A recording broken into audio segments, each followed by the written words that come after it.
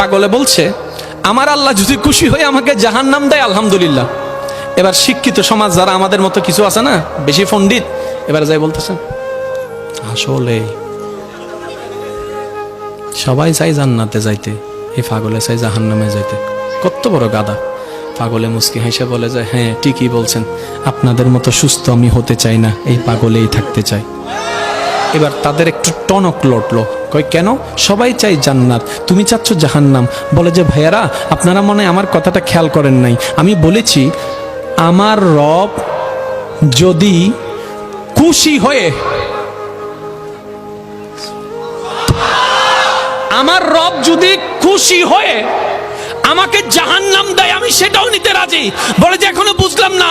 পাগল বলে জ্ঞান দিয়ে রবের বিষয় বোঝা যায় না, দিল দিয়ে বুঝতে হয়। আরে শুনো, রব যখন খুশি হয়ে যাবে জাহান্নামটা জান্নাত হয়ে যাবে, রব যখন নারাজ হয়ে যাবে জান্নাতটা জাহান্নাম হয়ে যাবে।